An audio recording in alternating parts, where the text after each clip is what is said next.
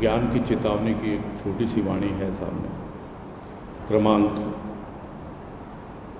295 295 और इसमें कह रहे गुरुदेव, कुछ सुनाकर तो शायद याद आए कि तू कौन है।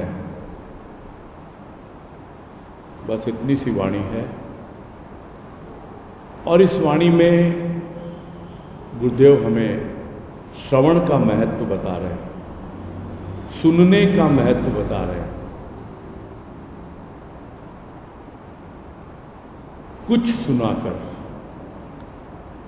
तो कुछ क्या सुनाकर?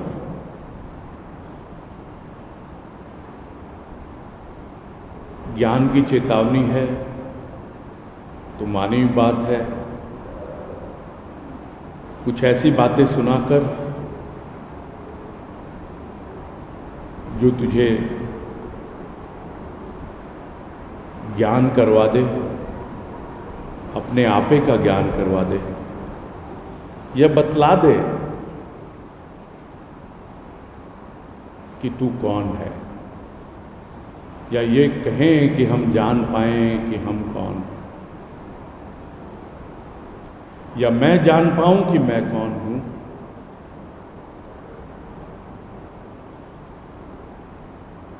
कुछ सुनाकर, यह नहीं कहा कुछ तो सुनाकर। कुछ तो सुनाकर से यह मतलब है तू अब तक सुनता ही नहीं है। कुछ और ध्यान दे, तू कुछ तो ध्यान दे। हाँ, ध्यान देगा तब समझ में आएगा, तब तुझे याद आएगा, तब तेरी खोई हुई याददाश्त वापस आएगी कि तू कौन है।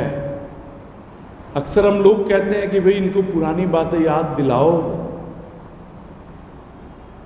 कौन याद दिलाता है? जो उसका सच्चा साथी होता है, संगी होता है। तो ढूंढ ऐसा कोई सच्चा साथी और संगी जो तुझे याद दिलाए कि तू कौन है। अरे तू तो उसी की संतान है, तू तो उसी का रूप है। तू क्यों अपने आप को भूल बैठा? तो ये सब बातें सुना कर, और सुनेगा तभी तुझे याद आएगी। तू तो शेर का बच्चा है। यह दुनिया की भीड़ में भेड़ों के साथ रहते रहते अपने आप को भेड़ समझ बैठा है। यह स्थूल का व्यवहार करते करते इतना स्थूल में रम गया है कि अपने आप को भूल गया है। तेरा संग ऐसा है, तेरे साथी ऐसे हैं कि तुझे याद ही नहीं आता कि तू कौन है। तू सुना कर ऐसी बातें कि तू तो शेर का बच्चा है। भेड़ों की भीड़ से बाहर निकल, खुले आकाश के नीचे आ, जंगल में आ, और फिर देख किस प्रकार तेरा मंगल होता है। जो मैं तुझे सुना रहा हूं उसे सुन। तो कौन ऐसी आवाज देगा? कौन बुलाएगा? वो बाहर से भी बुलाता है, भीतर से भी बुलाता है। बाहर किसी के माध्यम से बुलाता है, और भीतर जब भीतर की प्रेरणा जाग जाती है तो अंतः प्रेरणा के रूप में वो हमें आवाज देता है। और जिसे उस आवाज को सुनना आ गया, उस सदा को सुनना आ गया, तो सदा सदा सदा ही सुनता रहा। हमेशा हमेशा वो उस आवाज को ही सुनने का प्रयास करता है। जब कभी भी वो भूल में पड़ जाता है तब उसे समझ में आ जाता है कि मैं उसे भूल गया था, इसीलिए मुझसे भूलें हो रही हैं, मुझसे गलतियां हो रही हैं। अब मैं उसे याद कर रहा हूं, उसकी आवाज को सुन रहा हूं।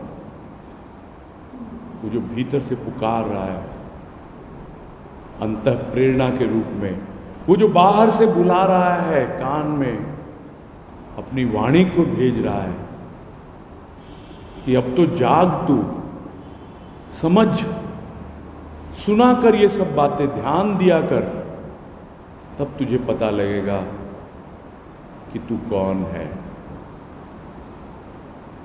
सुनते सुनते ही जागृति आती है, और सिर्फ कानों से ही नहीं सुनना है,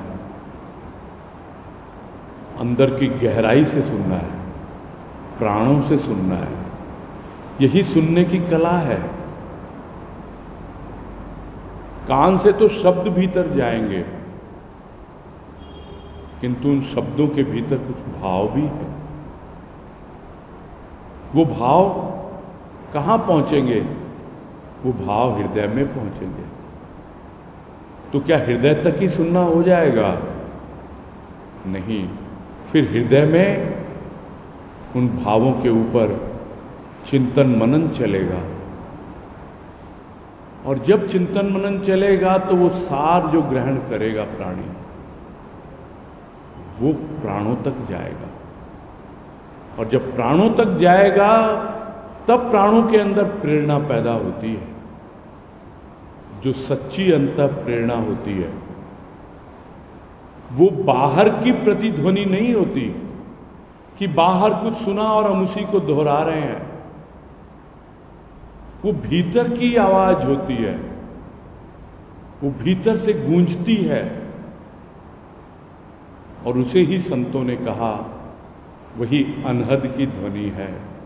सुनाकर, उस अनहद की ध्वनि को सुनाकर तुझे अपने आप धीरे धीरे समझ में आ जाएगा कि तू कौन है। तुझे स्वयं उत्तर मिल जाएगा, और एक दिन सद्गुरु की कृपा से तुझे आत्मज्ञान भी हो जाएगा, मैं का ज्ञान भी हो जाएगा, पता लग जाएगा कि तू कौन है। तो ज्ञान की चेतावनी की इस वाणी से गुरुदेव हमें यही भाव दे रहे हैं कि कुछ ऐसे स्थान से सुनो, भले ही थोड़ा सुनो, लेकिन गहराई से सुनो, और सुनकर अपने भीतर उसको जगाओ। चाह रखो तो अपने आप जगाने वाला जगाएगा, क्योंकि वो तुम्हारे भीतर बैठा हुआ है। बाहर से वही तुम्हें लुभाता है, और भीतर से बैठकर वही तुमको देख रहा है। लुभाता है इसीलिए बाहर से सुनते हो, भीतर से जागृति पैदा करता है इसलिए भीतर की आवाज को सुनो।